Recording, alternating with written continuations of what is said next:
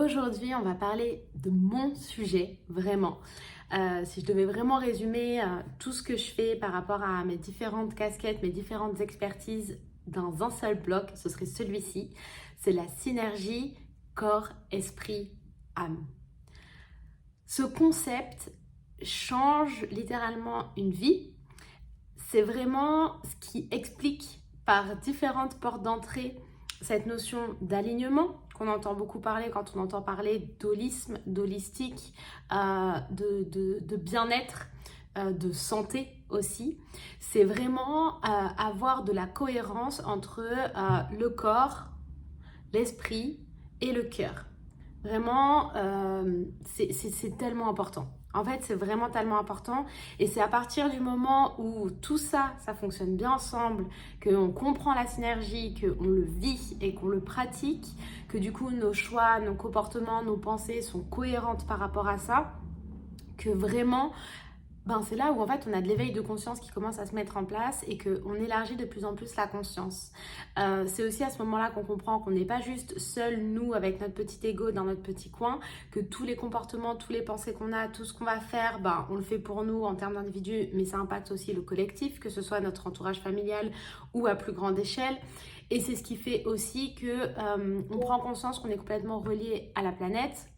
On est aussi relié au ciel, mais qu'on est relié à la planète et que du coup, tout ça commence à prendre du sens. Et c'est aussi pour ça que moi, dans mon travail, peu importe quel type de personnes je vais accompagner, que ce soit en entreprise, je vais parler de cohérence, que ce soit des entrepreneurs, je veux aussi ramener de cette cohérence, parce que du coup, c'est des personnes qui sont beaucoup moteurs de créativité, d'innovation, etc. Mais c'est des personnes qui ont tendance à s'oublier, qui ont tendance à s'oublier, à vraiment s'épuiser et surtout à perdre la cohérence. Sauf que qu'on soit entrepreneur, qu'on ne le soit pas d'ailleurs, mais quand on perd cette cohérence en fait, ou quand on ne s'est jamais posé la question sur la cohérence, sur la congruence, du coup, on commence à avoir des petits symptômes, des inconforts, etc. Et soit on décide de fermer les yeux, aller dans le guidon jusqu'à ce qu'on se prenne un mur à un moment donné. Un mur qui peut être à la fois une maladie, un accident, ce genre de choses, ou aussi perte de relations, dégradation des relations qu'on va avoir, mal-être, etc. Les conséquences peuvent être les deux. Soit on s'occupe de garder ça bien cohérent et puis on avance et on a des projets qui prennent énormément d'ampleur puisque du coup ils prennent vraiment la place que on a décidé d'investir avec notre cœur et ce pourquoi on est venu ici. Donc ça c'est vraiment un petit peu la vision. Et sauf que dans tout ce que je te dis, je sais que ça peut paraître, parfois ça paraît impalpable en fait comme notion. Et du coup, ce que j'avais envie de ramener aujourd'hui, j'avais vraiment envie de venir mettre en lien. Et là, principalement, je vais te parler de... c'est vraiment la vision de la naturopathie. C'est vraiment la vision de la nutrition holistique qui vient apporter ça. Et puis après, oui, c'est aussi ce que moi j'ai appris en human design et en coaching.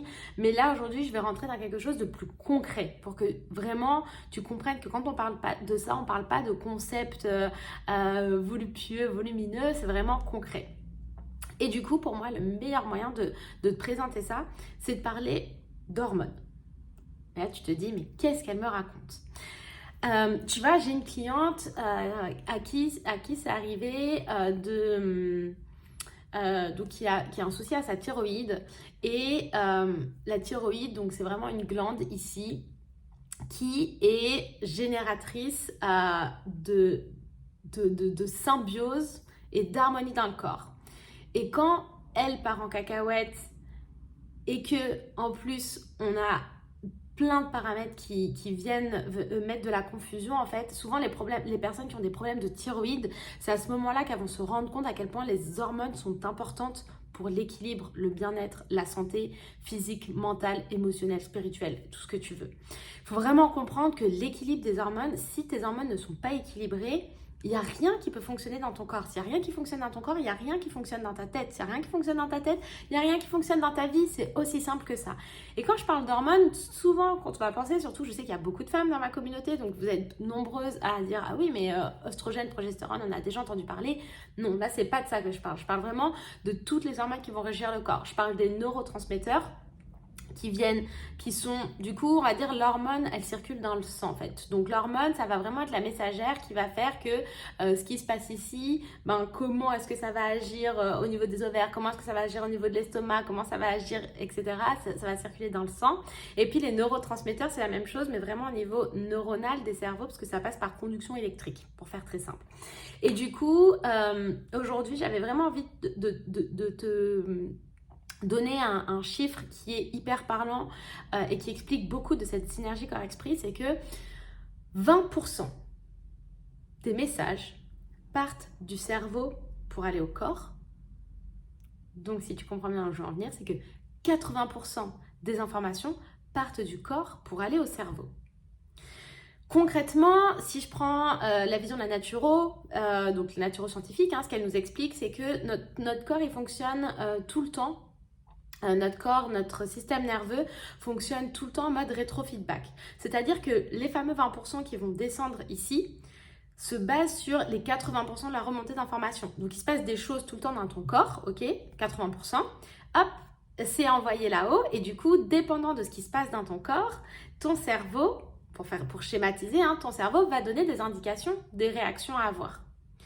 Et c'est là où tu comprends bien que, par exemple, en termes de coaching ou en termes de modification de tes habitudes de vie, en termes d'objectifs, etc., pour moi, ça ne fait aucun sens de travailler uniquement sur le mindset, de travailler uniquement sur la pensée si tu ne travailles pas sur le corps, en fait.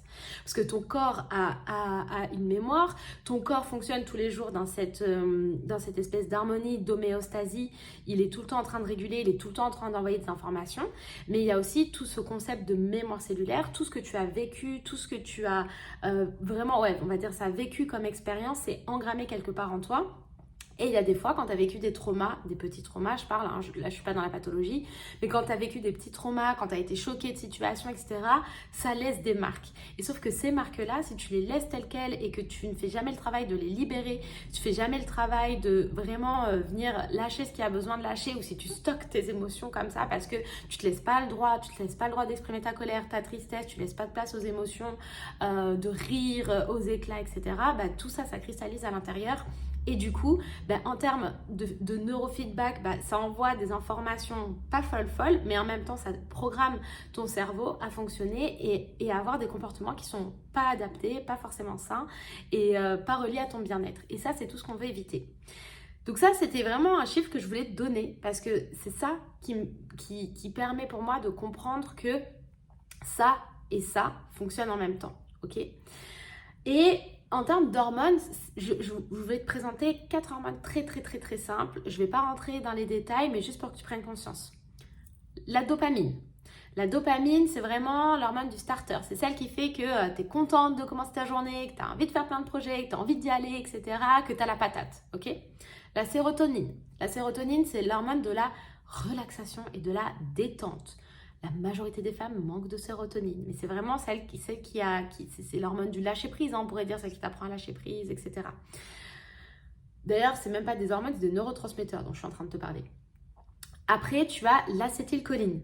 L'acétylcholine, elle est tellement importante pour les entrepreneurs, pour les high achievers. C'est elle qui fait que vous êtes créatif. C'est elle qui fait que ça percute. C'est elle qui fait que tu arrives à vite mémoriser les choses. C'est elle qui fait que tu as un grand débit de parole. C'est elle qui fait que c'est facile pour toi de prendre des initiatives, etc. Que tu es vraiment un moteur. L'acétylcholine, c'est quand tu dis « Ah ouais, cette personne-là, elle est smart, elle est sharp. » Nous, au Luxembourg, on parle beaucoup avec d'anglicisme, mais elle est intelligente, elle percute bien. Quand tu lui as dit ça, boum, boum, boum, elle fait les liens, elle a compris, elle y va, elle est capable de se motiver, etc. Ça, c'est l'acétylcholine. Et puis, la dernière, c'est le GABA. Le dernier neurotransmetteur, c'est le GABA. Et du coup, le GABA, c'est l'anxiolytique naturel. Donc, le GABA, c'est vraiment toutes les personnes qui sont anxieuses, qui sont sujettes à anxiété, à angoisse, etc. En général, c'est qu'il y a un manque de GABA. Le GABA, c'est vraiment... autant la sérotonine, c'est la relaxation, la détente. Le GABA, c'est la stabilité des humeurs. C'est ce qui fait que tu es stable, en fait. C'est vraiment ça. Et pour aller un peu plus loin là-dedans, tu vois, tout ça, tous ces neurotransmetteurs-là, donc tu comprends bien qu'ils sont vraiment les briques de la cohérence, de ton humeur, de ta stabilité, de ce que tu vas ressentir tous les jours, vraiment qui sont reliés à ton état d'être, ben, tout cela, ils viennent, comment est-ce qu'ils sont fabriqués? Ils sont suscités par ton alimentation. Parce que du coup, les briques de ça, c'est ce qu'on appelle des acides aminés, donc notamment, ça provient des protéines. Et c'est ce qui va faire que, par exemple, quand en termes d'acétylcholine, ça déconne, tu vas avoir envie de gras. C'est ce qui va faire que quand tu manques de dopamine ou de sérotonine, tu vas avoir envie de sucre. C'est là où j'avais vraiment envie de te faire cette vidéo pour que tu comprennes que oui, les neurotransmetteurs, influx nerveux, etc. et que ton corps, en fait, il réagit quand ça va pas. Que ton corps, vraiment, il réagit et il va envoyer de l'information au cerveau. Donc, en gros, ton corps, il va manquer, donc ton corps, il va faire sa vie, etc. Ça, on va envoyer le message de « Ah, tiens, ça manque d'acétylcholine, ça manque de GABA. » Et donc, du coup, la réaction, parce que ton cerveau, il sait ça, il dit « Ok, on a besoin de gras, on a besoin de sucre. » Et donc, du coup, tu vas avoir envie d'aller les chercher. Sauf qu'aujourd'hui, tu vas te jeter sur des aliments gras et des aliments sucrés qui ne sont pas les bonnes sources que tu as vraiment besoin, puisque du coup, c'est tout un comportement alimentaire auquel on n'a souvent pas été éduqué. Typiquement, au niveau du gras, quand je parle de gras, c'est des oméga 3 dont tu vas avoir besoin, ou parfois, ça va être des aliments gras saturés, mais de bonne qualité. Quand je te parle de sucre, ça va être des bons glucoses, c'est pas du soda, c'est pas des pâtes, c'est pas ce genre de choses dont tu vas avoir besoin. Et du coup, c'est là où je pourrais faire une vidéo de 1 heure, et donc du coup, je vais vraiment clôturer maintenant, mais c'est là où j'ai besoin que tu comprennes ça, c'est que la synergie corps-esprit, elle se fait comme ça. Et puis par-dessus ça, je rajoute le cœur, qui est ton âme, qui elle aussi, elle va manifester. C'est-à-dire que ton âme, ton cœur, mais vraiment le mot que tu veux là-dessus, celui qui te parle, c'est celui qui va, c'est elle qui va te guider, c'est elle qui choisit tes expériences de vie, etc. Et comment elle s'exprime et quel est le moyen d'expression qu'elle utilise pour te guider vers les choses qui sont bonnes pour toi ou pour te faire des messages d'alerte, c'est les émotions en fait. C'est les émotions. Ça, c'est vraiment le langage de l'âme. Donc, quand tu es en colère, quand tu ressens de la tristesse, mais aussi quand tu es en joie, quand tu te sens bien, quand tu as envie de rire, etc., tout ça, en fait, c'est des émotions qui vont t'alerter sur c'est quoi les choses qui te font du bien, c'est quoi les choses qui sont bonnes pour toi, c'est quoi ce dont tu as besoin. Et tout le jeu de cette synergie-là, c'est de venir autant écouter ton corps, de venir regarder dans tes comportements alimentaires ce qui se passe, de venir alimenter les pensées avec un dialogue intérieur cohérent pour vraiment avoir des comportements sains et écouter, solutionner, exprimer tes émotions. Et c'est là où tu comprends que tout ça est en cohérence. Tout ça est en cohérence, tout ça est une machine hyper bien rodée, hyper bien huilée, que tu as besoin de maîtriser, que tu as besoin de correctement alimenter et à chacun de ces 3 niveaux. Et ça, bien évidemment, ça va passer en premier lieu par de l'alimentation, en deuxième lieu par une bonne gestion du stress et une bonne gestion des émotions. Et puis du coup, ce qui fait le lien avec les deux, c'est vraiment de venir travailler sur la pensée. Et puis, tu as plein d'autres choses, évidemment, comme le sommeil qui est réparateur, le sport, etc. Et c'est ça qu'en fait, on appelle la vision holistique, c'est ça qu'on appelle l'approche globale, c'est que tu ne peux pas travailler sur l'un sans travailler sur l'autre. Peu importe, quel que soit l'objectif que tu as dans ta vie, quel que soit l'objectif que tu cherches à atteindre, quel que soit ce que tu as envie d'entreprendre, tu as besoin d'avoir vraiment ces piliers essentiels de vie. Donc du coup, que tu sois entrepreneur et que tu veuilles avoir un super chiffre d'affaires, autant te dire que si tu n'as pas d'acétylcholine, tu n'as pas de créativité, tu vas manquer d'initiative, etc. Ça ne va pas fonctionner. Tu vas manquer de dopamine, tu vas manquer de starter. Mais en même temps, si tu sécrètes pas de sérotonine pour te calmer, être dans le lâcher prise, et ben, tu n'as pas la place pour recevoir les idées, même si tu es censé en avoir plein. Ok ? Si tu es salarié et que pareil tu te sens pas à ta place en fait dans ton boulot et que tu te poses pas la question mais en fait qu'est-ce que tu ressens quand tu es dans tel environnement entouré avec ces collègues là, est-ce que la mission de l'entreprise c'est quelque chose qui te parle, est-ce que la mission dans les missions dans lesquelles tu investis tous les jours tu te sens à ta place, etc. Si la réponse est non, là c'est pareil, c'est qu'en fait il est temps de te poser la question. Peut-être que tu adores ton métier mais que tu n'es pas au bon endroit. Peut-être que tu es au bon endroit mais tu n'as pas le bon métier. Bref, peu importe ce que tu fais, cette cohérence doit se manifester partout puisque du coup c'est pour ça que je mets autant d'énergie et que mes accompagnements sont toujours ciblés sur la sphère professionnelle puisque c'est là où tu passes le plus de temps de vie. Et du coup, tu as besoin d'avoir de la cohérence partout. Et que si ta sphère professionnelle, elle n'est pas équilibrée, il ne faut pas se leurrer. Ta santé va en pâtir, tes relations interpersonnelles vont en pâtir aussi. Et ça va être compliqué d'avoir un couple sain. Ça va être compliqué d'avoir de bonnes relations harmonieuses avec tes amis, avec ta famille, etc. Donc c'est là où tu comprends que tout est imbriqué. J'espère que cette vidéo, un peu longue, un peu plus longue que les autres, t'aura vraiment éclairé sur cette synergie corps, esprit, âme. Et en tout cas, je te souhaite une belle fin de journée.